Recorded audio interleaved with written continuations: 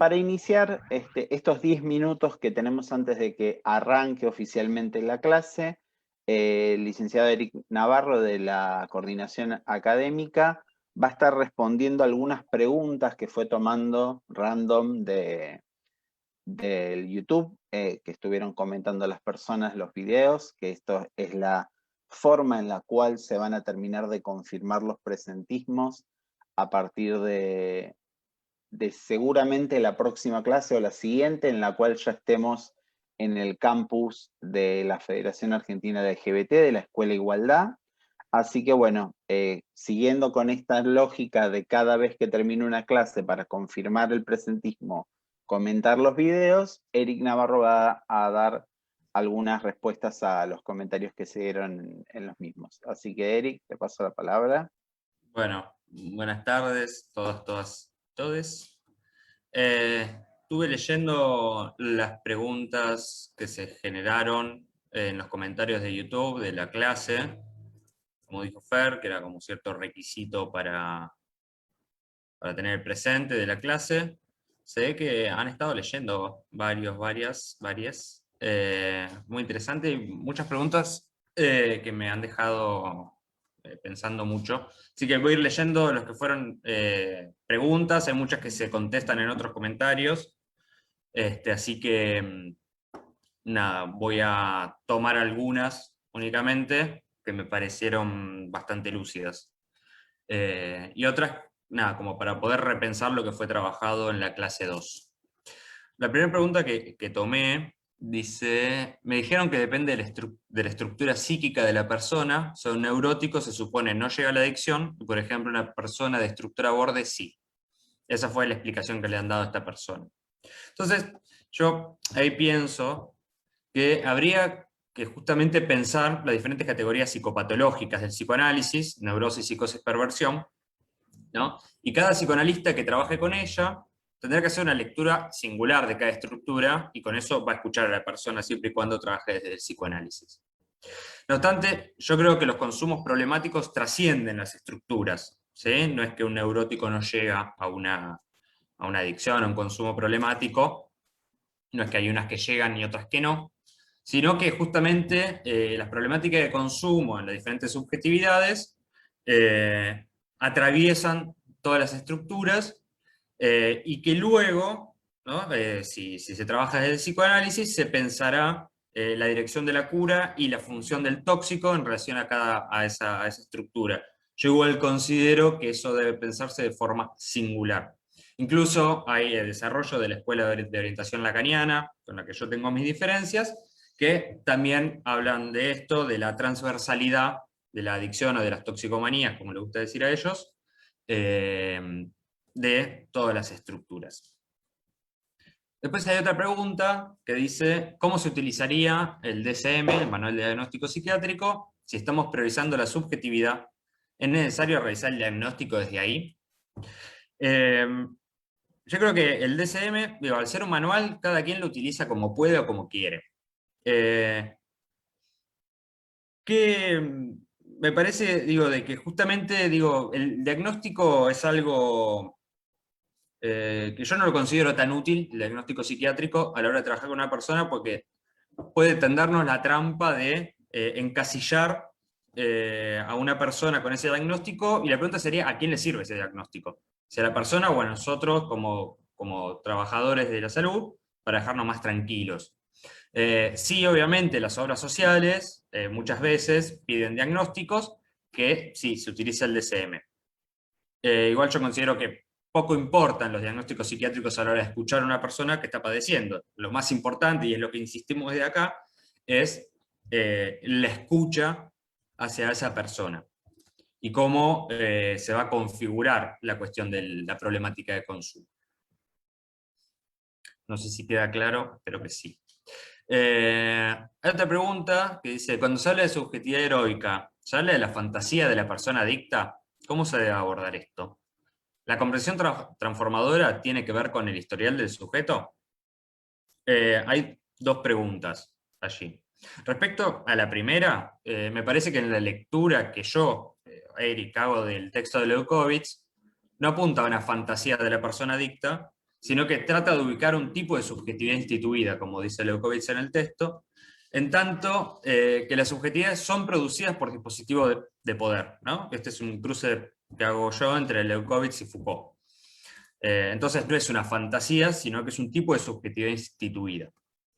Y en tanto la pregunta sobre la comprensión transformadora implica no solo la historia del sujeto, la pregunta decía, ¿la comprensión transformadora tiene que ver con la historia del sujeto? O sea, no implica solo la historia del sujeto, sino que es en relación entre el sujeto y la persona o institución que interviene la que podrá devenir en comprensión transformadora, en tanto aptitud ética que debe tomar la persona que interviene. No obstante, esta comprensión transformadora no es sin la historia del sujeto.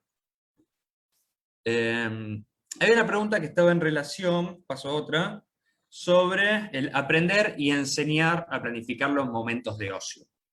Yo con esto tengo bastantes discusiones, y acá hablo yo a título personal, y se me arman muchas veces estas preguntas, ¿no?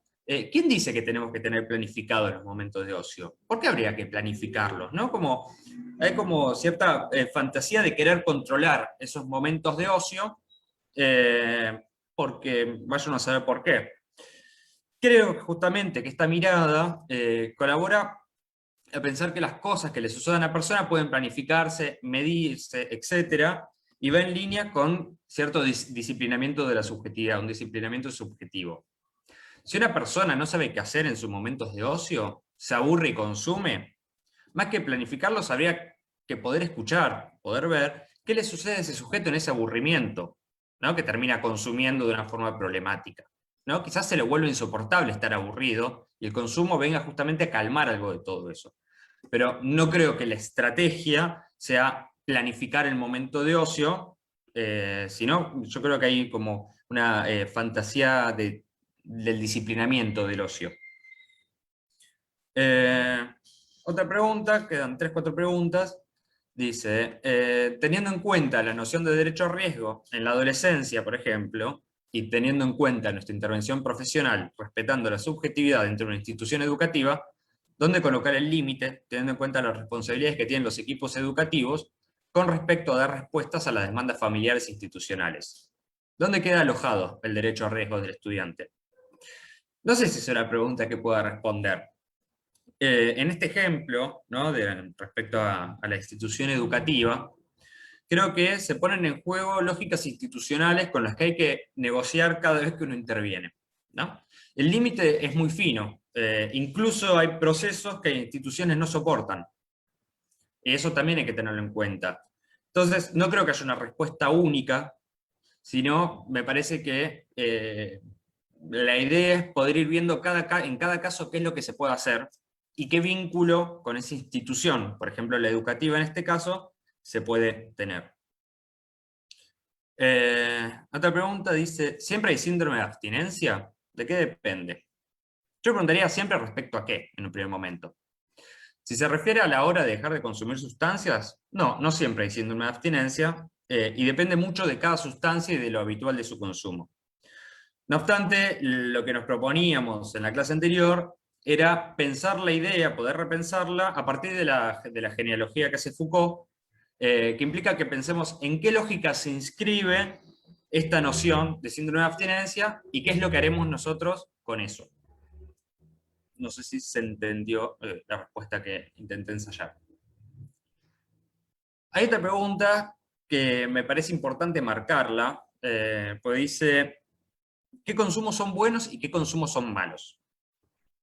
Me parece que no es una pregunta que pueda responderse, y que con la que discutimos constantemente, y estamos constantemente invitándolos a salir del paradigma de lo bueno de lo malo, ese paradigma judío-cristiano, sino a poder pensar qué implica determinados consumos a nivel subjetivo, qué implica determinados consumos a nivel social, político, económico, etc.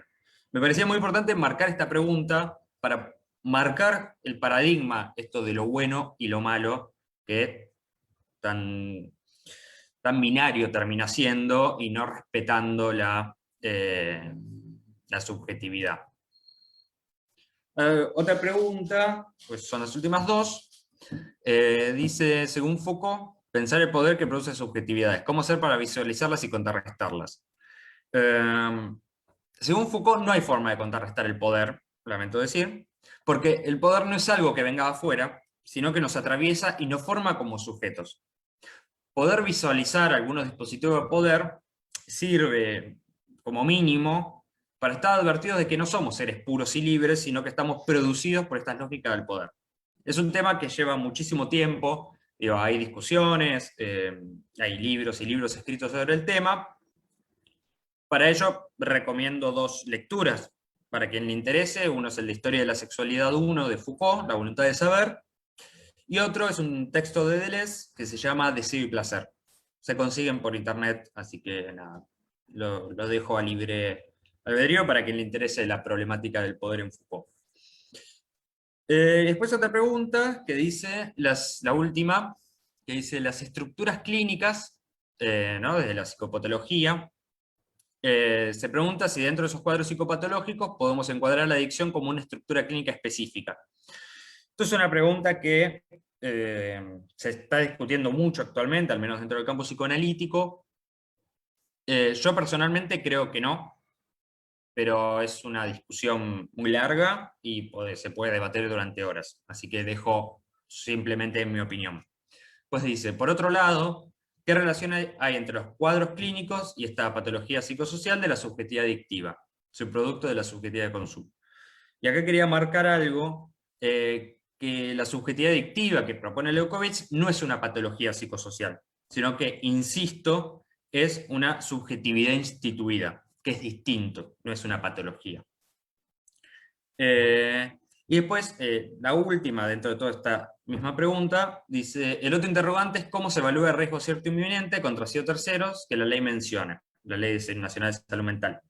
Eso lo vamos a ver en la próxima clase, que va a ser justamente sobre la Ley Nacional de Salud Mental, y vamos a poder hablar justamente de estos límites, ¿no? La cuestión de riesgo cierto inminente, digo que son categorías más actuales.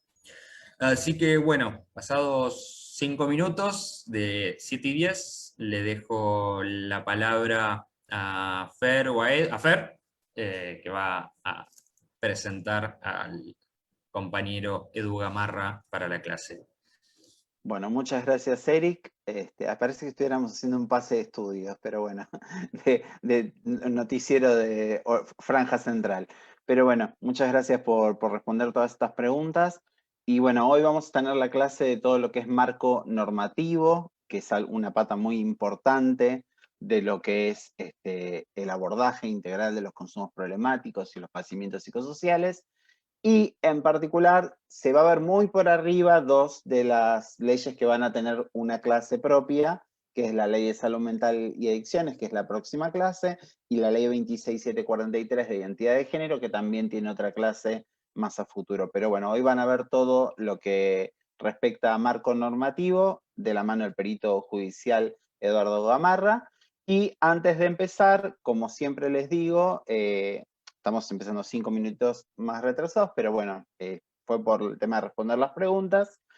Tenemos 3 consignas para el presentismo, una que vamos a dar al inicio, otra que sea a la mitad y otra que sea al final, que no las pueden pasar por el chat de Facebook, ¿sí? La persona que pase las consignas o que pida las consignas por el chat de Facebook va a ser silenciada y de esa manera pierden posibilidad de hacer preguntas, que es lo que no queremos que pase. Así que anótenselas en un papel, cuando termina la clase van al Forms, que va a estar abierto durante 30 minutos a partir del horario de finalización de la clase, y ahí ponen las consignas y dan el presente con sus datos personales. Así que bueno, sin retrasarles más, la primera consigna del día de hoy es 3129 3129, y bueno, los dejo con el profe Edu Gamarra, que va a seguir con la clase. Muchas gracias.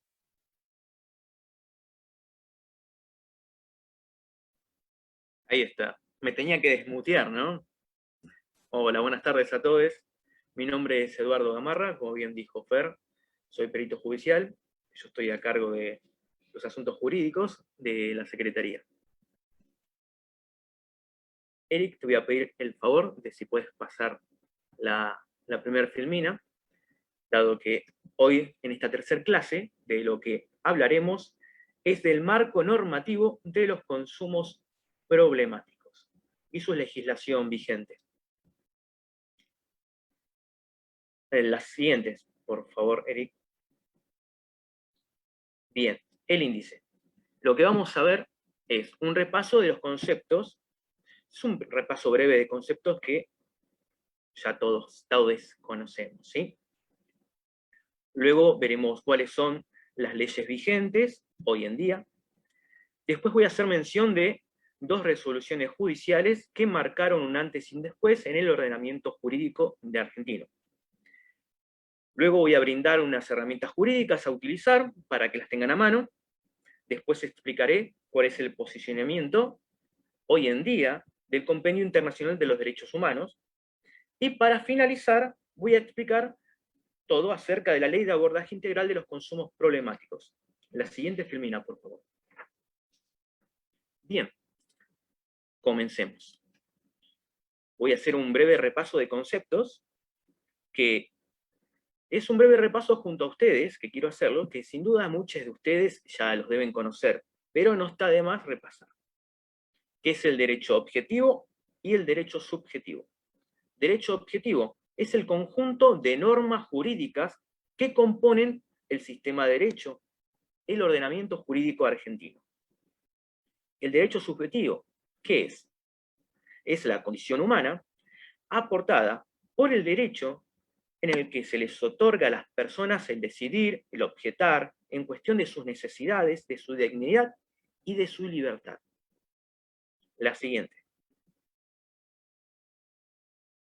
Entonces, el derecho objetivo es la ley, es la norma. Y la subjetividad es la interpretación que cada uno hace del contenido de la norma. A ver, con esto lo que quiero explicar es, por eso es que hay tantos fallos judiciales en los cuales se diferencian. A ver, tenemos Código Penal, pero un Código Penal depende de quién lo interprete la norma. Muchas veces vemos fallos judiciales que van en contra de ciertas perspectivas de derechos. Lo que quiero explicar es, ejemplo, un funcionario judicial que va a llevar adelante una resolución judicial que tuvo una capacitación en Ley Micaela, por ejemplo, con perspectiva en género, no va a tener la misma resolución judicial que aquel jurista que no tuvo esa capacitación. La interpretación de las normas deviene en los conocimientos que uno tiene, el cómo la interpreta, lo que trae une. Eso hace la subjetividad. Bien, la siguiente, por favor. Explicando la subjetividad y lo objetivo dentro del derecho, quiero llegar a que comprendan el cómo es que pasamos de tener una política criminal en materia de drogas a tener una política pública sanitaria. La siguiente. Bien. En 1989 se crea la Ley 23.737, que es una ley prohibicionista. Se pena, ahí dice la tenencia y tráfico de estupefacientes, pero también, dado esa década, se pena también el consumo. No nos olvidemos que veníamos de unas décadas oscuras de procesos militares y aún quedaba arraigada en la sociedad el hecho de señalar, ¿no?, de acusar al otro, por ejemplo, aquel está consumiendo, aquel fuma droga, aquel que se está drogando. Entonces ya venimos de una victimización, estigmatización a nivel social. Bien, el cómo pasamos hacia un nuevo abordaje con perspectiva en derechos humanos. Y aquí devienen en las leyes 26.000, como las conozco yo, donde se tiene una mirada más en la subjetividad del otro.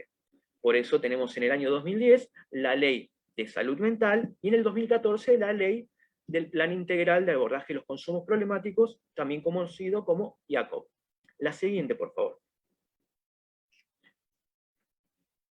El por qué teníamos una ley, perdón, ¿por qué teníamos no? ¿Por qué tenemos una ley? Porque aún está vigente una ley de drogas tan prohibicionista. Y es porque esto deviene de políticas de drogas en América Latina. Podría decirse que la culpa es del consenso de Washington. ¿Pero qué es el consenso de Washington? El consenso de Washington fue un conjunto de 10 recomendaciones que a finales de la década del 80 se llevaron en práctica. El objetivo era orientar a los países que estaban en vías de desarrollo a salir de diversas crisis. Crisis sociales, crisis sobre políticas, pero sobre todo económicas. En esos 10 años en los cuales se aplicaron dichas medidas, se las conoce como década perdida. ¿Por qué? Porque hubo un aumento de la desigualdad, se evidenció la ausencia de progresos sociales, hubo un notable deterioro en el respeto hacia los derechos humanos y hacia la protección de los mismos. Voy a dar un ejemplo de un país en el cual varios países, entre ellos Argentina, pero un país que voy a dar, por ejemplo, un ejemplo, es México, que llevó en práctica este tipo de medidas. Desde finales de la década del 80 hasta esta parte, ¿cómo se encuentra México con respecto a la lucha contra el narcotráfico? Es terrible. O sea, no ha contribuido en una solución favorable. Es más, yo tengo triste y horrible recuerdo de haber visto en redes sociales las imágenes que salieron de un puente con 30 cuerpos colgados en represalia de un cartel, no sé si era Sinaloa o el de Juárez, contra el otro cartel. ¿Por qué hicieron esto? Simplemente para demostrar el poder que tiene el narcotráfico sobre los estados. Bien, la siguiente, por favor. Es por eso que en Argentina, en la década del 80, a finales de la década del 80, se lleva adelante la creación de la ley 23737. Como explicaba, se da un marco legal prohibicionista, la cual pena toda conducta relacionada con las drogas. ¿Sí? Drogas ilegales. A ver, se pena la tenencia, la venta y el consumo. Es una ley absolutamente prohibitiva, prohibicionista. Toda actividad relacionada con las drogas se pena, pero se focaliza en la sustancia y no así en el sujeto. ¿Por qué? Porque deviene el derecho objetivo y no de la subjetividad. ¿Sí? La siguiente, por favor. Estos son algunos de los artículos más importantes de la ley, que aún está vigente, 23737, donde se pena en el artículo 14 la tenencia para uso personal, hay medidas de seguridad curativas, se brinda también una suspensión de pena, hay una suerte de probation, por así decirlo. Tenés la medida de seguridad educativa para sustituir la pena. ¿A qué me refiero con esto? Medidas de seguridad educativa. Antiguamente se los enviaba a cedronar. Acepto un curso sobre drogas, les decían. Pero volvemos al tema de la sustancia. No es simplemente hacer un curso sobre drogas, pero ¿qué lo interpela al usuario, ¿no? Al usuario del consumo? La siguiente, por favor. Aquí tenemos expresamente lo que dice la ley de estupefacientes. No los voy a aburrir, porque tengo mucho más para explicar. Y básicamente están las medidas de prueba que se pueden ofrecer, los años, las penas, habla de la suspensión de pena. Bien, la siguiente, por favor. Bueno, vamos a lo importante. En la Facultad de Derecho, en materia de Derecho Penal, se estudian dos fallos judiciales. Dos fallos judiciales que son las dos caras de la misma moneda. Es un antes y un después con respecto a la tenencia de estupefacientes para consumo personal. Lo que voy a hacer es una breve explicación de ambos fallos judiciales. Son fallos históricos, y uno de ellos, a criterio personal, es un disparate total. ¿Sí? Vamos a la siguiente filmina, por favor. fallo Montalvo. El día 8 de junio de 1986, el señor Ernesto Alfredo Montalvo fue detenido cuando transitaba en su auto de alquiler. Él tenía una bolsita que contenía 2,7 gramos de marihuana.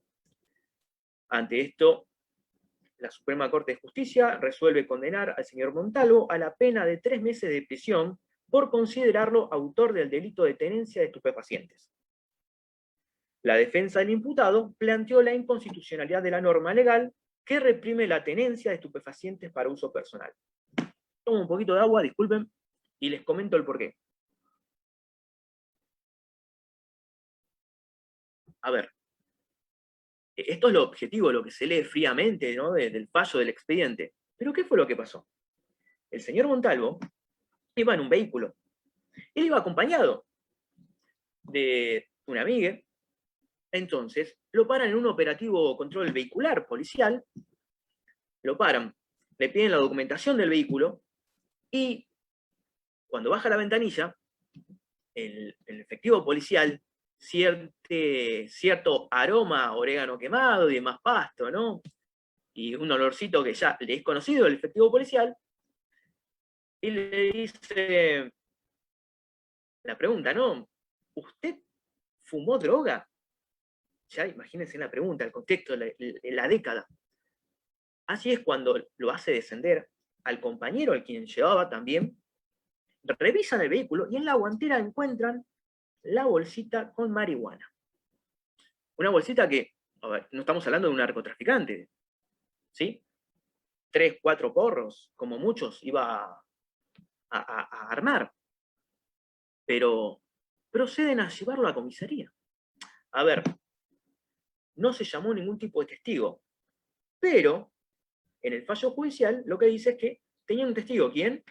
El amigo, el compañero. Y esta es una práctica habitual hasta hoy en día que se sigue haciendo. A ver, encuentran a uno que tiene la bolsita con estupefacientes y al compañero, a quien está al lado, le dicen, vos, ¿venís con nosotros, quedás pegado o salís de testigo? Si sale de testigo, normalmente va a poder estar afuera de la comisaría, llamar a la familia, buscar una defensa y poder ayudar a su amigo. Pero si está pegado en la comisaría, van a estar los dos privados de la libertad e incomunicados. Conclusión, el amigo sale de testigo. Y esta práctica es muy habitual hasta hoy en día. Bueno, ¿por qué se llegó a esa condena de la Corte Suprema? La siguiente, por favor.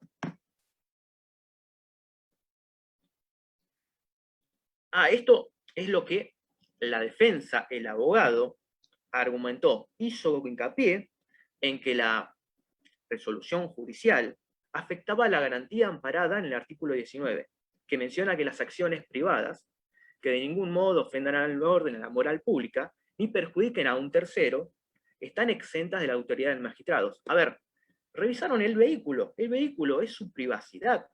No estaba haciendo ostensión, no estaba demostrando, no estaba fumando en sí en la calle, estaba en su vehículo, tal vez venían de fumar, no lo sabemos. Pero revisaron el vehículo, sin testigo. ¿Bien? Entonces, lo que demuestra la defensa es que los estupefacientes únicamente era para consumo personal. Bien, la siguiente. ¿Por qué digo que es un disparate lo que resuelve la Corte Suprema de esa época? El efecto contagioso de la drogadicción y la tendencia a contagiar a los drogadictos, pero estas son las palabras que utilizó la Corte Suprema de esa época, son un hecho público y notorio, o sea, un elemento de verdad jurídica objetiva, vuelvo a lo que mencioné antes, el derecho objetivo, aquí lo vemos, frío, la objetividad. Bien, menciona que una gran cantidad de casos, las consecuencias de la conducta de un drogadicto, nuevamente estigmatizamos al drogadicto, lo señalamos, ¿no? Ese es el que se droga. Nos habla de dejar de lado la intimidad, sino exteriorizar en acciones. Y acá viene lo más, pero disparate total. Pueden ser acciones que ofenden el orden, la moral y la salud pública. O sea, Lo que dice la Corte Suprema es que Montalvo, por fumarse un cigarrillo de marihuana, estaba poniendo en peligro la salud pública del país, de la nación. Locura total, desde mi punto de vista. ¿Sí? Disparate total. La siguiente, por favor. Ahora, les voy a comentar el fallo Basterrica. La otra cara de la misma moneda. La Corte Suprema de la Nación declara por primera vez en la historia argentina la inconstitucionalidad de la persecución del delito de estupefacientes. De tenencia de estupefacientes para consumo personal. Sucede en el marco de una causa penal contra el guitarrista Gustavo Basterrica. 1981.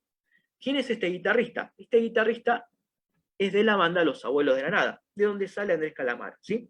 La siguiente, por favor. Una noche, el señor Gustavo Basterrica se encontraba en su casa, en el barrio porteño de Villa Ortuza, en ese momento efectivos. Bien, les comento qué pasó. El guitarrista de Los Abuelos de la Nada venían de giras, venían de recitales, de noches a full tocando con la banda, y tenían un momento para relajarse cada uno en su casa. Imagínense que venían a full y encontró un momento de ocio para relajar encerrado en su casa. Se puso a fumar, se puso a consumir, sin molestar a nadie, en el ámbito de su privacidad. En algún momento el aire estaba completamente viciado, abre una ventana, sin duda, salió afuera esa nube blanca, ¿no? Digo. Y siempre hay un vecino mala onda que vio eso, no le gustó y llama a la policía. Se acerca el móvil policial, supuestamente por ruidos molestos, y el móvil policial, el efectivo, cuando se bajan los efectivos, sienten ese aroma, ¿no? En particular, y ¿qué se les ocurre hacer? Pedir móviles de apoyo, porque no saben cuántas personas habrá dentro. Realizan un allanamiento, patean la puerta, ingresan, imagínense cómo estaba el guitarrista, ¿no? Sin entender nada, golpe de puño, tiran al piso, lo reducen, usando la fuerza mínima indispensable. ¿A qué se le llama esto? Lo rompieron todo. Rompieron todas las cosas, dieron vuelta a todo, buscando estupefacientes ilegales. ¿Qué encontraron? 3 cigarrillos de marihuana y un envoltorio con 6 gramos de cocaína. Y se lo llevaron a la comisaría. Por este motivo fue condenado a 1 año por el delito de tenencia de estupefacientes. Sigamos con la otra femina. ¿Qué es lo que demuestra la defensa, el abogado defensor? El abogado defensor demostró que, según el artículo 18 de la Constitución Nacional, nadie puede ser arrestado en virtud de orden escrita de autoridad competente. Para explicárselos, no había orden de allanamiento, ¿sí? Aparte, acá les doy una herramienta más para que lo busquen en el Código Penal. Allanamiento sin orden judicial o los allanamientos con orden judicial deben ser realizados cuando sale el sol y a la puesta del mismo, ¿sí? De día. Son casos especiales los allanamientos que se realizan de noche. Estamos hablando ya de trata de personas, cuando tienen que rescatar, pero ingresar en una casa porque había aroma a cigarrillos de marihuana viola completamente derechos y garantías. El abogado también demostró lo que dice el artículo 19. Las acciones privadas que de ningún modo ofendan el orden y la moral, estaba en su casa encerrado. No ofendía a nadie. Salvo al vecino ese que llamó porque le molestaba el aroma, ¿no? La siguiente. Entonces, acá es cuando les digo que es un fallo ejemplar, un fallo con una mirada más en derechos humanos. Estamos hablando que con respecto al fallo Montalvo, ya había cambiado la Corte Suprema, los juristas de la misma. Y esto es lo que dictaminan. El Estado no puede perseguir penalmente a las personas por acciones privadas. Durante todo el tiempo transcurrido, desde el fallo Montalvo no disminuyó el narcotráfico. Perseguir a los consumidores no sirve. Eso fue demostrado, está demostrado. Y es inconstitucional la persecución del delito de tenencia. Bien, es un fallo histórico que se toma como jurisprudencia. Esta es una herramienta jurídica que ténganla en cuenta, ¿sí? Porque es a nivel nacional y se aplica. Pero hay que presentarla y demás. La siguiente, por favor. Bien. Vamos con otras herramientas jurídicas que les brindo para que las tengan en cuenta, anótenlas, por favor. ¿Qué hacer ante una resolución judicial no favorable? Obviamente que esto se hace con un letrado, ¿sí? O letrade. Se puede presentar una apelación de la sentencia, dado la inconstitucionalidad de la misma. Se opone instando el sobreseimiento, se pide un cambio de calificación. Lo tenemos aquí el artículo 336 del Código Procesal Penal, en la cual se nos va a brindar un plazo para interponer un recurso en casación, siempre que haya una sentencia, ¿sí? Una sentencia definitiva. Y, obviamente, cuando un juzgado no nos da una resolución judicial favorable, vamos a otro juzgado de mayor competencia, que está por encima. Y así seguimos quemando etapas judiciales hasta poder llegar hasta la Corte Interamericana. Lleva tiempo y dolores de cabeza, pero es la defensa de nuestros derechos. Porque, como bien digo abajo, conocer las herramientas nos da poder de defendernos, que es lo fundamental. Vamos a la siguiente filmina, por favor. Ustedes se preguntarán, ¿por qué, si ya tenemos un fallo de la Corte Suprema de Nación, el cual tiene una mirada en derechos, y no va tanto a la sustancia, sino al sujeto, ¿por qué se sigue criminalizando? A ver, si bien hay, como explico, hay resoluciones judiciales de la Corte Suprema, no hay un cambio en sí normativo. La ley 23.737 sigue estando vigente. Esa ley provisionista, que pena tenencia, consumo, la venta, sigue estando. Más allá de la jurisprudencia del caso Basterrica, la jurisprudencia no afecta a la norma. La ley sigue estando. Personal policial lleva adelante las órdenes judiciales y el personal policial va a lo que dice el acta, va a lo objetivo, no se va a poner a pensar en la subjetividad, porque no está para eso el personal policial. Y va a seguir deteniendo. El tema es tener las herramientas jurídicas para poder defenderse y que el letrado pueda sacarlo adelante. Como explico, se debe crear una norma que deje de criminalizar a los usuarios que atraviesan los consumos problemáticos y se priorice la persecución al narcotráfico. O sea, prioricen la búsqueda, la persecución del narcotraficante, no del usuario. Bien, la siguiente, por favor.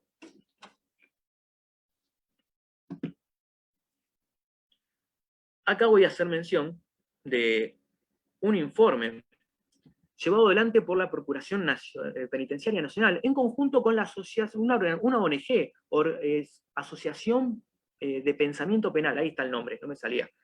Organización de Pensamiento Penal Argentino. Es una ONG, búsquenla en las redes, es muy buena, está conformada por juristas, abogados, letrades, sociólogos, y habitualmente suben jurisprudencia, fallos judiciales, con perspectiva en derechos. Muy buena. Bueno, junto a la Procuración Penitenciaria llevaron adelante un informe. La distribución de la población de personas trans privadas de la libertad se concentra principalmente en el servicio penitenciario bonaerense. Y en segundo lugar, en establecimientos dependientes del Servicio Penitenciario Federal. A ver, en su gran mayoría, las chiques, travestis, trans, que se encuentran privadas en su mayoría, son por consumo, tenencia, venta de estupefacientes.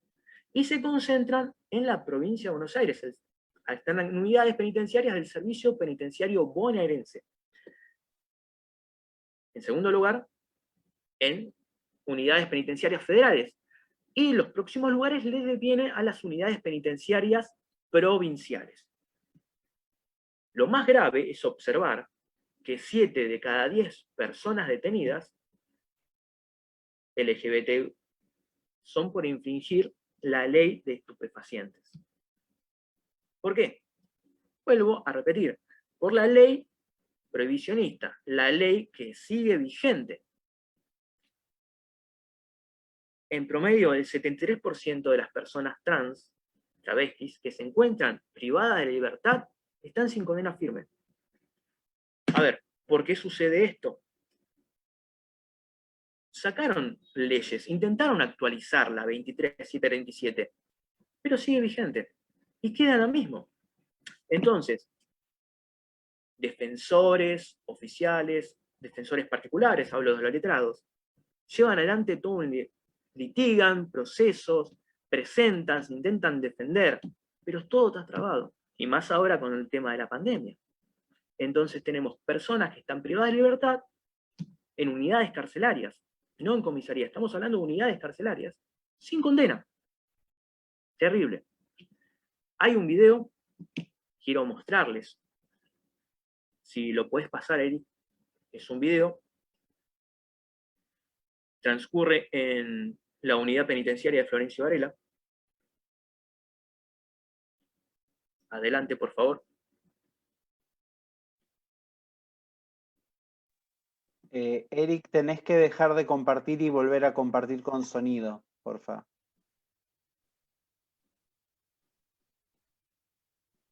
Deja de compartir y volver a compartir, pero cliqueando en la parte de abajo con sonido.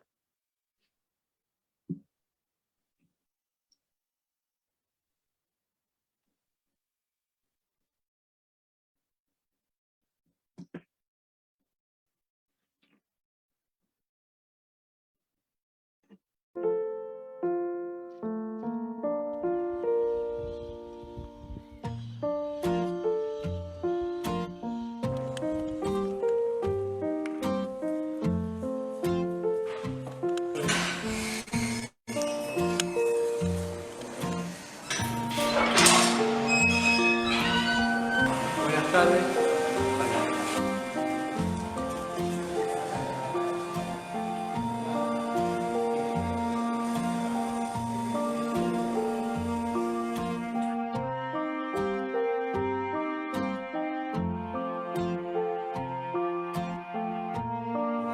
Yo soy Beatriz, tengo 63 años, soy jubilada ama de casa y la soy Cristina. Estoy acá acusada por venta de estupefacientes, cosa que no es verdad. Soy Luis Lavalle, estoy detenido acá en la unidad 32 hace 1 año y 2 meses. Me desempeño en tareas administrativas para el servicio penitenciario. Estoy detenida por tenencia de estupefacientes con fines de comercialización.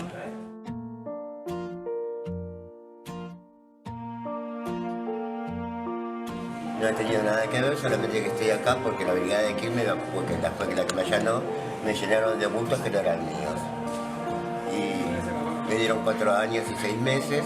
Soy Marilyn Bernasconi, tengo 28 años, estoy privada de mi libertad desde el año 2009, con una condena de prisión perpetua con equivalencia a 25 años por el homicidio de mi madre y mi hermano, doble homicidio calificado. Me llamo Lorena Weiser, tengo 67 años, soy de Merced, provincia de Buenos Aires. El 8 de diciembre del año 2016 fui detenida en la ciudad de Luján por compra de estupefacientes. A los 22 años me empecé a vestir de mujer, a los 25 decidí ser una mujer trans y desde el día ese hasta la fecha me sigo considerando y soy una chica trans. Y yo me sobrevivo acá gracias a mis compañeras de acá que me compran los remedios que necesito. Vivo más o menos bien en todo lo que se puede hacer cuando uno se esparia. Tengo mis expectativas de salir, de estar con mi madre. El arrepentimiento, con el pasar de los años uno cree que cuando comete un error se va olvidando de las cosas y es todo lo contrario. El arrepentimiento año a año, día a día, duele más y cuesta más.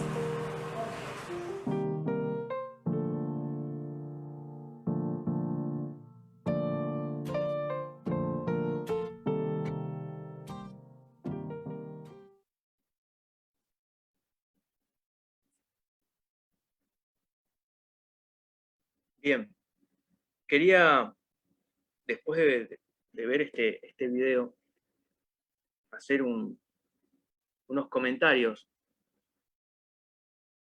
de las 4 chicas, ¿no?, que comentan sus historias. Bueno, una de ellas está por otro delito, ¿no? Pero bueno, de 4 a 13 por tenencia, por venta de estupefacientes. Y un dato que comenta una de ellas es una práctica muy habitual. Se ordena un allanamiento. Cuando se ordena un allanamiento, algunos fiscales, no digo todos, pero siempre hay, les dicen a los efectivos, tiene que dar positivo. El allanamiento tiene que dar positivo. No digo que este sea el caso, pero los vemos en las noticias, causas armadas, y se rigen por la ley 23737. El allanamiento tiene que dar positivo. Bien, yo soy de observar todo, soy muy detallista. No sé si notaron cuando comienza el video, algo que a mí me llamó la atención. La conozco, esta unidad penitenciaria de Florencio Varela, he ido varias veces. Algo que me llamó la atención a mí, no sé si se dieron cuenta, y es que cuando ingresa los periodistas o las periodistas, son acompañados por un oficial de jerarquía, un masculino, del servicio penitenciario. Y quienes abren las rejas, en la jerga se les llama candados, son masculinidades, son efectivos masculinos, son hombres. Cuando comienza el video, unidad penitenciaria para femenidades, o sea, son mujeres. Y los efectivos penitenciarios son todos hombres. Me hizo ruido completamente. Voy a nombrar la unidad penitenciaria de Ezeiza, ¿no?, de mujeres. No hay hombres. Son penitenciarias mujeres. Y entonces, ¿por qué acá tenemos hombres? ¿Cómo evitamos la vulneración de sus derechos? Que se pidan favores. No digo que suceda acá, pero ¿cómo evitamos eso? Lo mismo noté el año pasado, la ministra de... Me hago cargo de mis dichos. La ministra de Diversidad, Género y Nación, que se le llama también Ministerio del Unicornio porque no existe para las diversidades, fue a esta unidad penitenciaria a llevar sanitizantes, elementos de higiene. Y bueno, cuando fue a llevar elementos y alimentos no perecederos, sacó fotos, en las redes sociales figuran. Ella llega a una unidad penitenciaria, un pabellón, donde son femenidades, y se entrevista con las chicas, y uno ve, yo vi, alrededor estaban todos penitenciarios masculinos. Eso me hace ruido, muchísimo ruido. ¿Dónde está la perspectiva? O sea, la ley de identidad. Solo eso quería comentar. Me hizo muchísimo ruido. Nos falta mucho, falta muchísimo. Sigamos con la siguiente, Filmina, por favor. ¿Qué son los derechos humanos? Bien, derechos humanos es un compendio normativo de derechos, los cuales tenemos al momento de nacer. Los derechos humanos han contribuido a la reconstrucción de los órdenes jurídicos, enfocándose en los derechos fundamentales de los seres humanos, donde se prioriza la dignidad y el valor de la persona humana. Recuerden estas palabras: dignidad y el valor de la persona humana. La siguiente, por favor. Características de los derechos humanos. Estas son las principales, ¿sí? Derecho a la igualdad, derecho a la intimidad, principio de no discriminación, derecho a la salud. Pero estos son los derechos que tenemos. ¿Y las obligaciones? Las obligaciones de los estados son las de proteger, respetar y reparar las vulneraciones a nuestros derechos, que es lo más importante. Y con esta perspectiva es con las que se crean las nuevas leyes en el ordenamiento jurídico, las que llamo yo las leyes 26.000, y después vienen las leyes 27.000. La siguiente filmina, por favor. Características de los derechos humanos. Son universales, pertenecen a todos los seres humanos, por el mero hecho de serlo, apenas nacemos ya los tenemos.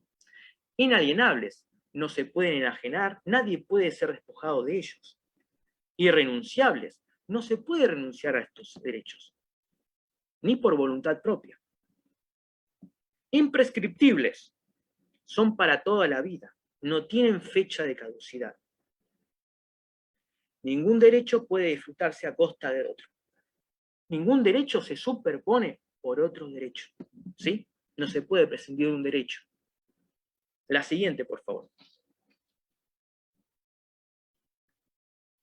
En la Carta Magna, esta es la frase que el preámbulo de la Carta de Naciones Unidas, la Carta Magna de 1945. Reafirmar la fe en los derechos fundamentales del hombre, en la dignidad y valor de la persona. Por eso les digo que recuerden estas palabras, son las fundamentales. En igualdad de derechos de hombres, mujeres, de las naciones, grandes, pequeñas, y promover el progreso social y a elevar el nivel de vida dentro del concepto más amplio de libertad. La siguiente, por favor.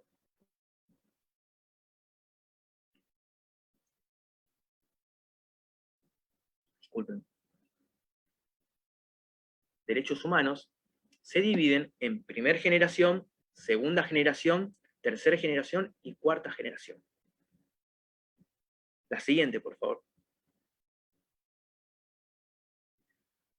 Reitero, los derechos humanos han contribuido a la reconstrucción de los órdenes jurídicos en Argentina, enfocándose en los derechos de primera y segunda generación. La siguiente, donde se prioriza el valor de la persona y la dignidad de la misma. ¿Sí? La siguiente, por favor. Primera generación y segunda generación. Hablamos de los derechos civiles, políticos, derecho a la libertad, derecho a la propiedad, los derechos económicos, derechos sociales, culturales, a la salud, al trabajo y el derecho a la seguridad social. Siguiente filmina. Bien. Bien. Aquí me hacen acordar que tengo que dar la segunda consigna. Ya me había embalado yo explicando las leyes. Tengan a mano papel y lápiz y anoten la segunda consigna para el presentismo. 62-63. 62-63. Esa es la consigna, la reitero. 62-63. Bien. Como les venía comentando, esta vuelta de tuerca con una mirada, una perspectiva en derechos humanos, da lugar a dejar, no sé si de lado, ¿no?, la objetividad, pero sí enfocarse en la subjetividad de los derechos. Y nacen las leyes 26.000. Una de ellas es la 26052, Ley de Desfederalización en materia de estupefacientes. Es una ley complementaria. En su momento se dijo que iba a ser una actualización, pero la verdad es que es complementaria a la ley 23727. La siguiente, por favor. Estos son los dos artículos más importantes desde mi mirada, de esta ley. Y es el artículo 5. Se establece un sistema de transferencia proporcionales a las jurisdicciones, provinciales y a la ciudad autónoma de Buenos Aires con el objeto de garantizar la ejecución de esta ley. Bien. Se establece un sistema de transferencia. ¿A qué me refiero con esto? Uno estaría pensando en, lo hacen en pos de les sujetes. ¿Por qué? Como comentaba, hay muchas personas que están privadas de la libertad y se encuentran esperando, sin condena firme. Entonces, llueven las demandas, llueven las presentaciones, vulneraciones de derechos por parte de defensores oficiales, defensores particulares. Entonces se necesitaba sí o sí, que otros operadores judiciales que no fueran federales, porque la ley de drogas es de jurisdicción federal, en el marco federal. Imagínense, operadores judiciales federales con todas las causas de drogas de nación. No dan abasto. Por eso mismo tenemos a personas que están esperando años y años y años que deliberen una resolución. Con esta ley deviene un sistema de transferencia, dándole la oportunidad a sedes judiciales con competencia en drogas, que se hayan capacitado, para que les digan, dame un poco de esos archivos y expedientes que nosotros vamos a agilizar. Pero no lo hacen en pos del sujete que está privado de libertad. No, lo hacen para sacarle un poco de trabajo y bajar un poco a lo que son las causas federales. Bien, vamos al artículo 6. Luego de resuelta la sentencia condenatoria, estamos hablando que ya lo condenan, ¿sí? Seguimos con lo mismo. Se decidirá respecto de los bienes decomisados. Los bienes o el producto de su venta se destinarán a los programas de prevención de los afectados por el consumo. Suena muy lindo, y uno lo ve y dice, esto es en pos de los derechos del sujeto consumidores. No, no, no, no, no. Porque acá, lo que intenta explicar este artículo es cuando se hace un allanamiento y todos los artículos de valor, en un futuro, luego de un proceso judicial, se llevará remate, autos, los autos, vehículos, el dinero mal habido, ¿no?, de la venta de estupefacientes. Y todo eso, supuestamente, será destinado a dispositivos de asistencia a los consumidores. ¿Sucede en la realidad? Me parece que son menos los dispositivos que hay hoy en día para asistir las problemáticas de consumo. Entonces, ¿a dónde van todo eso, ¿sí?, que se decomisa? La siguiente, Filmina, por favor. Y entonces, acá tenemos la respuesta. La respuesta está en esta frase, que data de 1700, la frase. Y es en la Declaración de los Derechos del Hombre y del Ciudadano. El olvido y el desprecio de los derechos del hombre son causa de las desgracias públicas. Se dejan de lado los dispositivos y de la corrupción de los gobiernos. ¿A dónde va todo lo decomisado? ¿No? A los dispositivos no. Ahí encontré la respuesta. Es triste. Sigamos con la otra femina. Esto es un dato de color, un dato histórico. Naciones Unidas reconoce las propiedades medicinales del cannabis. Vamos con la otra femina. Y en Argentina surge la ley 27350. En el año 2017 es el Programa Nacional para el Estudio e Investigación del Uso Medicinal de la Planta de Cannabis. El objetivo de la ley es garantizar y promover el cuidado integral de la salud. ¿Cómo? Reglamentando adecuadamente el acceso al cultivo controlado de la planta de cannabis, así como sus derivados. Esto es para fines de tratamiento medicinal, tratamiento terapéutico o paliativo del dolor. O sea, el fin de esta ley 27350 es la de establecer las condiciones necesarias para la accesibilidad y el uso de las sustancias. De uso medicinal, ¿sí? Es para uso medicinal, terapéutico o paliativo, siempre y cuando responda a estándares de calidad y seguridad, previo paso por laboratorios, ¿no? La siguiente, por favor. Con esta ley se pone un fin a la criminalización de quienes cultivan con fines terapéuticos. El principal cambio está en que todos que necesiten cultivar cannabis para tratar enfermedades van a poder hacerlo legalmente. Yo siempre comento, doy un ejemplo, y es, entran a robar una casa, llaman al móvil policial, al 911, se acerca el móvil policial, le comentan, me entraron a robar, Y entonces el personal policial lo que tiene que hacer es hacer un inventario de las cosas que le robaron para dejar plasmada en el acta. Después, bueno, lo llevarán a sede policial, en comisaría, para tomarle la declaración. Pero el personal policial tiene que revisar, constatar por dónde entraron, por dónde no, si treparon. Llega al patio de esta casa y encuentra un montón de plantas de marihuana. Cannabis, perdón, de marihuana no, cannabis, ¿sí? Entonces, ¿qué hace con esto? Esto es ilegal. Y la familia, explicándole, no, mirá, esto lo utilizamos para uso medicinal, paliativo el dolor de este familiar que tengo, que padece, voy a decir, cáncer, ¿sí? Padece otro tipo de patología y lo necesita. No, esto es ilegal. Entonces se deja de lado el robo que fue llevado adelante en esa casa en su momento para llevarlo detenido a la familia. Y le secuestran todas las plantas. Entonces, si te sucede esto, ¿qué les pasaba? Dejaban de llamar al personal policial. O que el vecino, la vecina, llamara para denunciar. No, veo que tiene plantas de drogas. Bien, con esto se termina. No saben la de causas judiciales que hay con esto. Porque acá lo más importante, yo escuchaba a una madre de un nene que sufre de epilepsia, decía, por favor, llévenme presa si es necesario, pero no se lleven la planta. La planta, por favor, porque la necesito para mi hija. Duele eso, es terrible.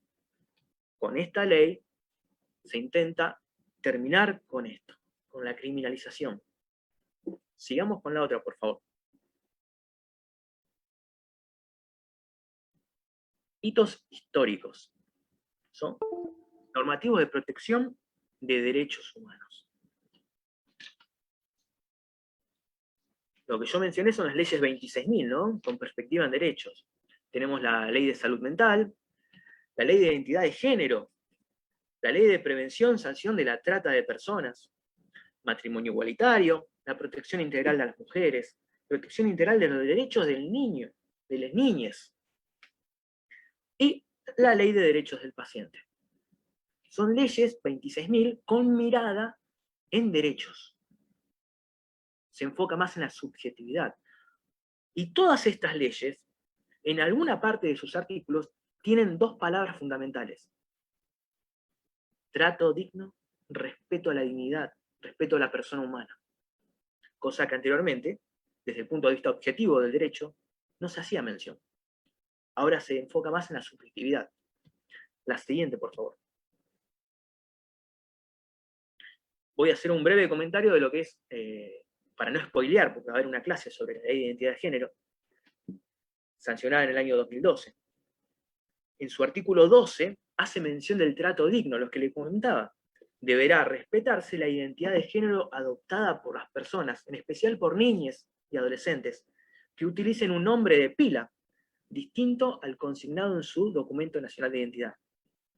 Se da el valor, ¿no?, a la persona humana, a su dignidad, el respeto, y a su pronombre, el respeto a su pronombre, el cómo quiere ser llamada. Eso es loable, aplaudible. Sigamos con la otra, por favor.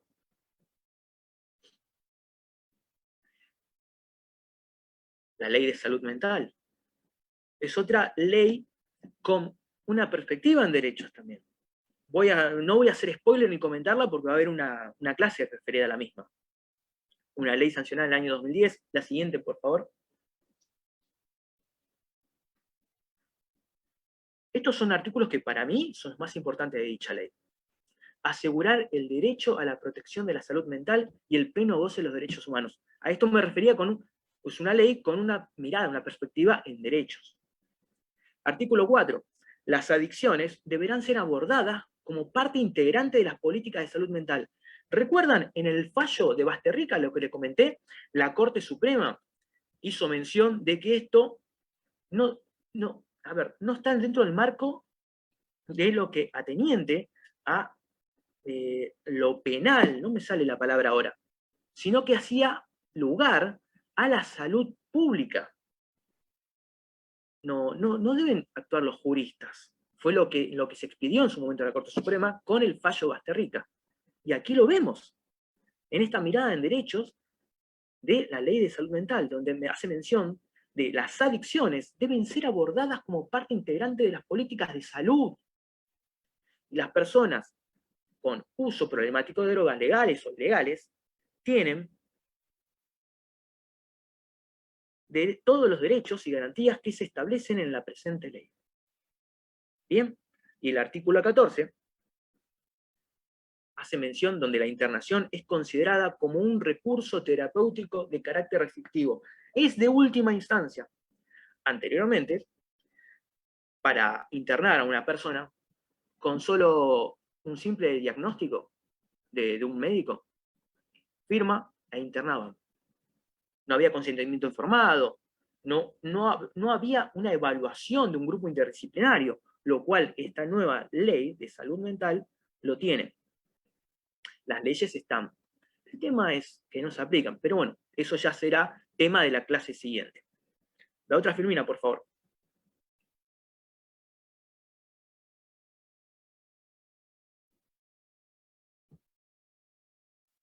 Ley de Derechos del Paciente. En su relación con los profesionales e instituciones de la salud. Ley 26.529. Nos menciona lo más importante de esta ley. No los quiero aburrir contando de artículos y demás. Vamos a lo más importante de esta ley. Asistencia, intimidad, confidencialidad, autonomía de voluntad, información sanitaria, derechos de interconsulta. Y lo más importante, las dos palabritas que les dije que se mencionan en todas las mayoría de las leyes 26.000. Trato digno y respetuoso. Respeto a la identidad de la persona humana. La siguiente ley, por favor. Consentimiento informado. El consentimiento informado, fundamental, lo vamos a ver en todas las leyes atenientes a la salud pública. El de consentimiento informado nos menciona que es la declaración de voluntad suficiente efectuada por el paciente o por un representante legal. En su caso, emitida luego de recibir por parte del profesional la información clara, precisa y adecuada respecto al estado de salud, procedimientos, los objetivos del mismo, los beneficios esperados de tal procedimiento que se vaya a realizar, pros y contras de lo mismo. Bien, la siguiente, Firmina, por favor. Vamos al plan IACOP, que es el Plan Integral del Abordaje de los Consumos Problemáticos, ley promulgada en el año 2014. La siguiente, por favor.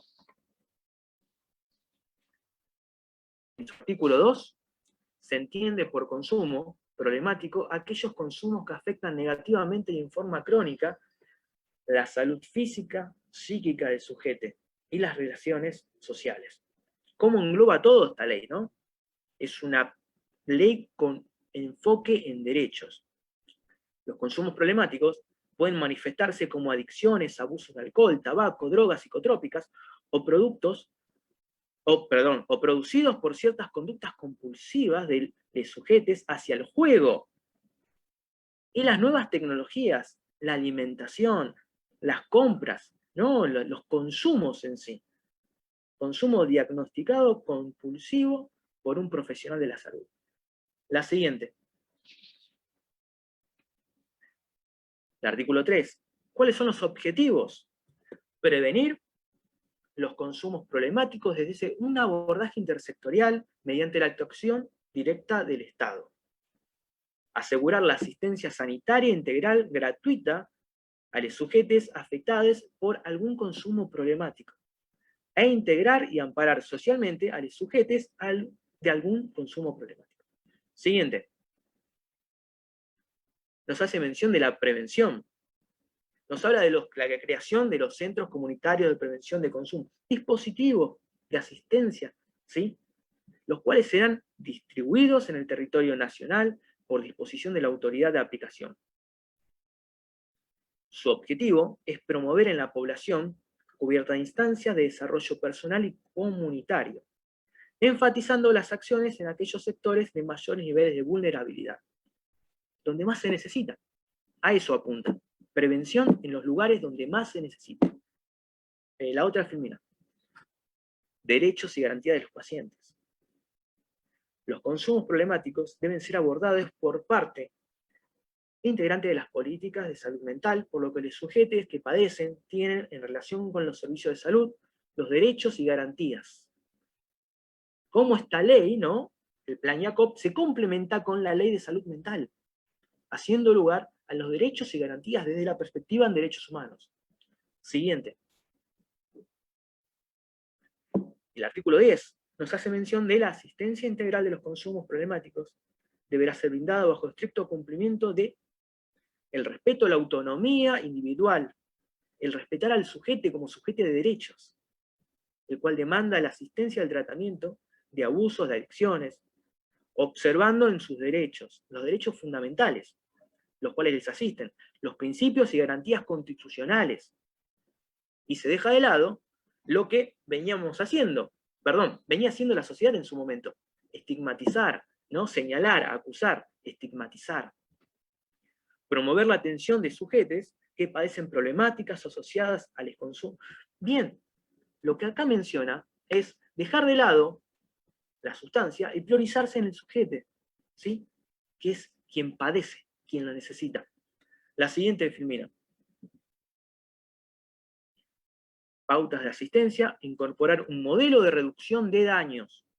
Se entiende por reducción de daños aquellas acciones que promuevan la reducción de los riesgos a la salud individual y colectiva, y que tengan por objeto mejorar la calidad de vida de sujetos que padecen los consumos, disminuir la incidencia de enfermedades transmisibles y prevenir por otro daño asociado, incluyendo muertes por sobredosis. Incorpora una mirada transdisciplinaria e interjurisdiccional, difícil palabra, vinculándose los efectores sanitarios con las instancias de prevención, desarrollo e integración educativa y laboral. Engloba todo. Vamos con la siguiente.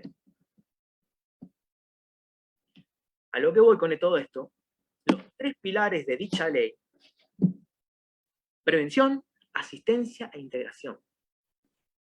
Asegurar la asistencia sanitaria integral y gratuita a los sujetos afectados por algún consumo problemático. Prevenir los consumos problemáticos, ¿sí? Ahí lo bajo, porque si no me permite ver. Prevenir los consumos problemáticos desde un abordaje intersectorial mediante la actuación directa del Estado. Integrar y amparar socialmente a los sujetos con algún consumo problemático. Y se lleva adelante un modelo de reducción de daños. Voy a dar un ejemplo de lo que sería un modelo de reducción de daños. En su momento, mucho antes de la pandemia, cuando estaban las fiestas electrónicas, para evitar lo que sucedió en una fiesta Time Warp, creo que era el nombre, donde fallecieron muchos jóvenes, para evitar que consuman alcohol al momento de consumir, porque no lo van a poder evitar que consuman pastillas, lo que se hacía era entregar botellas de agua mineral. Se entregaba botellas de agua mineral. Entonces, evitaban que consumieran en grandes cantidades alcohol, lo cual iba a provocar un fallo en su sistema nervioso. Reducir riesgos y daños. Eso es un ejemplo. La siguiente, por favor. Bien, ¿qué es lo que sucede cuando el usuario de sustancia es un menor de edad? Esta es una herramienta que se las voy a brindar, dado que nos llega un caso para abordar de un menor, el cual debe realizar un tratamiento, ¿sí? Que está atravesando por un consumo problemático, pero se niega.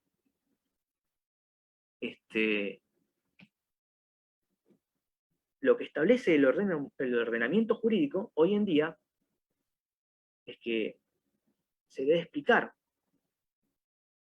que tiene derechos, garantías. Es complicado, muy complicado. Años atrás, con solo la firma de autorización de les ADRES,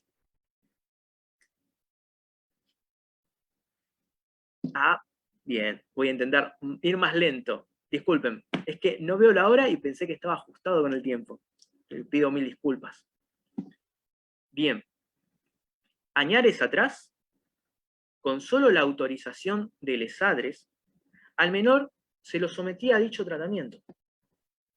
Hoy por hoy tenemos abogados del niño, letrados que se especializan en los colegios de abogados.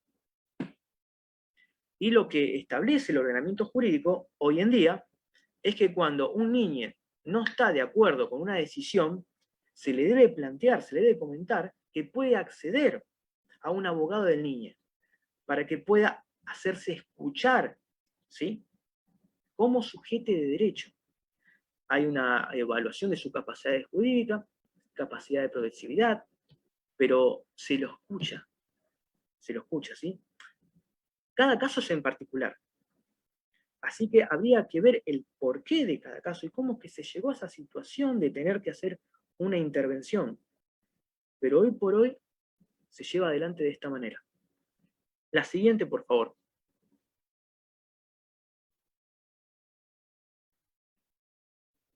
Desafíos en el abordaje de los consumos problemáticos. Centrar la atención en el concepto de sufrimiento psíquico o padecimiento subjetivo, y no en el de enfermedad mental. Romper el supuesto o representación de peligrosidad, de delincuencia, de expiación social asociado a los consumos. Proponer formas ambulatorias e integradas a la sociedad de atención a las problemáticas de consumo cuestionando las tradicionales. Un cambio de paradigma, un enfoque en los derechos. Dejar de estigmatizar, a eso se refiere.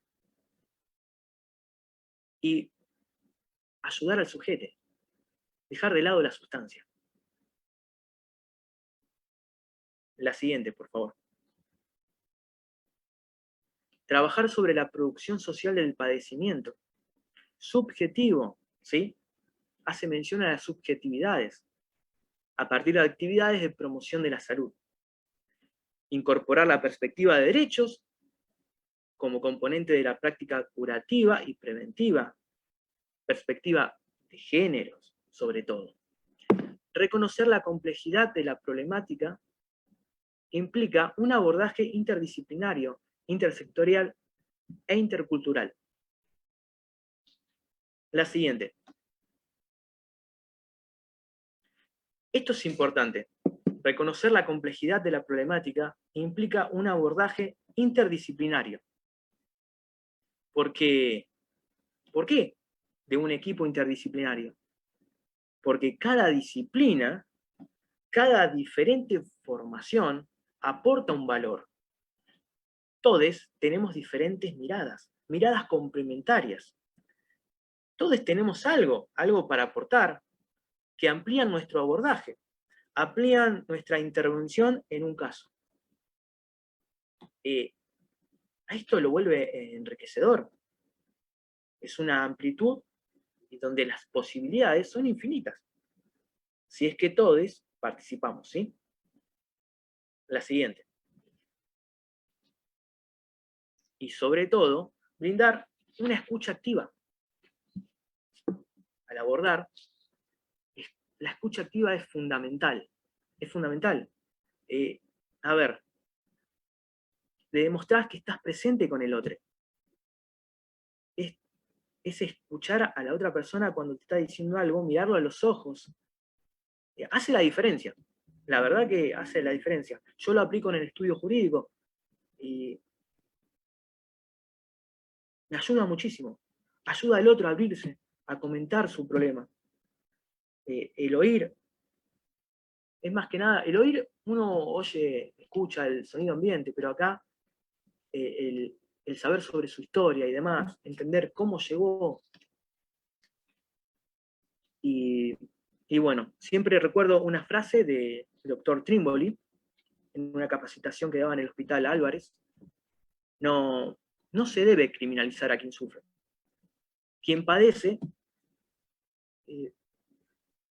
es terrible, ¿sí? Y tenemos una sociedad donde se los acusa, se los señala con el dedo. Yo pienso siempre en esa frase. tenemos que salir del estigma social o el estigma familiar, porque a veces es la propia familia quien los hace de lado, les hace de lado. Por eso siempre recuerdo esta frase: no se debe criminalizar a quien sufre. La siguiente. Estas son las vías de comunicación de la Secretaría de Consumos. Así que anótenlas, por favor. Vamos a la otra. Con esto me despido. Muchísimas gracias. Eso es todo. Bueno, fuiste bastante rápido y terminaste bastante temprano. Pensábamos que íbamos a extendernos en horario hoy, pero bueno, se terminó bastante en tiempo. Así que bueno. Pido mil disculpas. Iba rápido porque eran muchas feminas, ya lo habíamos hablado antes, y no pensé que no iba a llegar. Me apresuré demasiado rápido. Hay una frase horrible, pero bueno. Pido disculpas, pero bueno. No hay problema igual. Una clase que terminemos un poquito antes no es drama. Pero bueno, decirles a todos, a todas, a todos, gracias por prestar atención a esta clase. Quienes pidieron si se podía ir un poquito más lento y más para poder tomar nota, como estaban tomando nota muchas personas. Esta clase, como saben, entre mañana y pasado se vuelve a subir a YouTube para que puedan también hacer los comentarios con los cuales confirman el presentismo, que el presentismo ahora ya está abierto, pero ahora se va a dar la tercera consigna. Recordarles a todos, a todas y a todos que en el grupo que está fijado en la parte de arriba de la transmisión, que es el grupo de la Secretaría, está la bibliografía de la clase de hoy, que de ahí pueden bajar la bibliografía.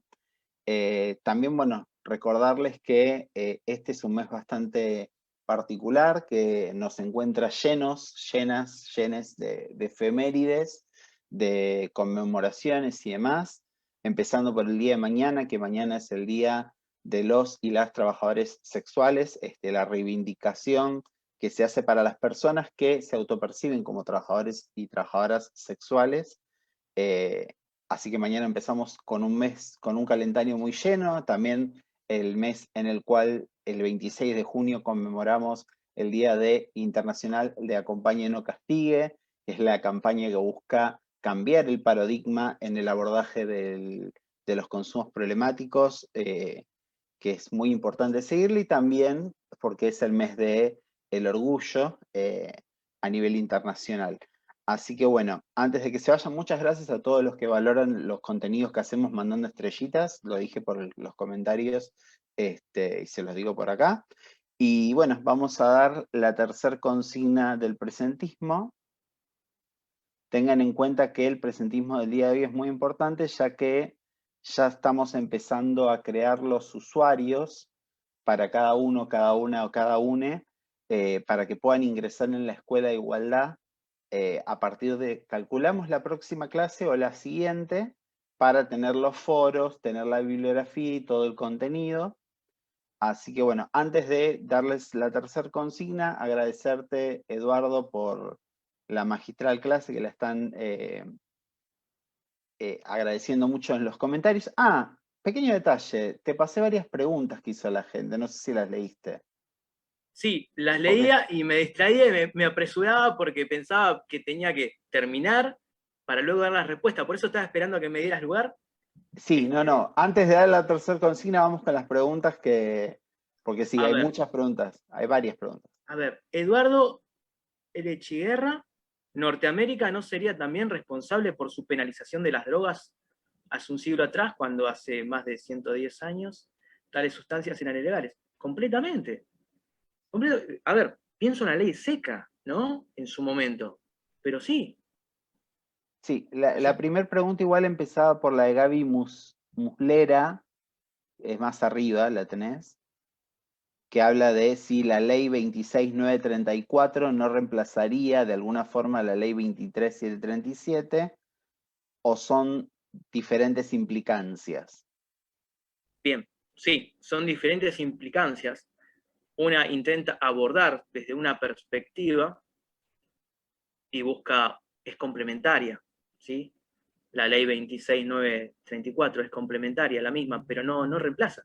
Porque las causas a la comisaría, cuando llegan las actas y sumarios, rige la 23.727.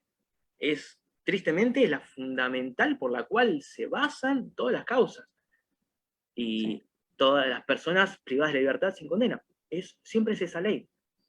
Sí, mientras que decías los comentarios en la clase, pensaba, y lo tiro ahora como para comentario adicional para quienes están escuchando la charla, en el penal de Seiza, el pabellón 4 es, si no me equivoco, que es el pabellón trans, de 50 personas que hay privadas de su libertad, solamente 3 no están por la 23.737. O sea, de 50, 47 están por la 23.737. Así que es una ley que se usa mucho para perseguir al colectivo travesti trans. Sebastián Arisi preguntaba, era justo lo que iba a preguntar, ¿por qué son masculinos si son mujeres? También lo observé y no entiendo por qué no gozan de derechos como mujeres. Esto referido al video que pasaste del penal de Varela. Completamente. Fue lo primero que observé, me hizo muchísimo ruido. Y el año pasado, en las redes, la ministra se hizo presente en esa unidad penitenciaria, llamó eventos y demás, sacó fotos, y lo primero que vi fue alrededor los candados, como se les dice a los efectivos penitenciarios bonaerenses, todos masculinidades, todos. Sí, un detalle más de la ministra Unicornio que, si bien existen notas como la nota que vos pasaste, estas 4 chicas, que son notas que tienen el visto bueno de un juez para poder hacer la nota, a los penales no se puede ingresar ni con cámaras, ni sacar fotos con celulares, ni nada por el estilo. De hecho, los celulares te los hacen dejar en la guardia al ingreso, así que también es medio inentendible cómo la ministra de Unicornio pudo sacar fotos, pero bueno. Tema aparte. Cristina Rastelli pregunta, la compañera Cristina Rastelli de Chajari, el problema es que a pesar de la ley no se aplica como corresponde y hay mucha burocracia con respecto a la inscripción en el ReproCam. Y con esto de la pandemia más todavía, así que debe ser complicado para poder registrarse. Las leyes están, como lo mencioné, pero no se aplican. Ese es el gran problema. No se aplican. ¿Complicaciones para registrarse? Las hay, muchísimas. Y lleva mucha pelea, muchas presentaciones. Insistir. Y bueno, estás en la Defensoría, Fer, así que lo sabés. Es insistir, presentar, reclamar, llamar. Pero bueno, es defender nuestros derechos. Exactamente. Sepan que cuando se habla de hacer una reforma judicial es casualmente para resolver esto, que el Poder Judicial se encargue de que se cumplan las leyes, no de, como tenemos hoy en día, hasta una Corte Suprema que falla en contra de los DNU o de las leyes vigentes, así que es algo bastante particular. Así que bueno, hasta ahí tuvieron todas las preguntas. Mil gracias, Edu, por fabulosa clase. Gracias a todos por la atención. Ahora sí vamos a dar la tercera consigna del presentismo, que es 9571. Y bueno, les esperamos nuevamente, antes de repetirla, el día 15 de junio con la clase de la Ley de Salud Mental y Adicciones. Así que bueno, 9571, 9571 es la consigna del presentismo del día de la fecha. Y bueno, como les dije, nos vamos a estar viendo dentro de 2 semanas en la nueva clase que tengamos de la diplomatura. Así que bueno, buenas noches a todos, a todas y a todos. Ya tienen abierto el link que está fijado del presentismo. Adiós.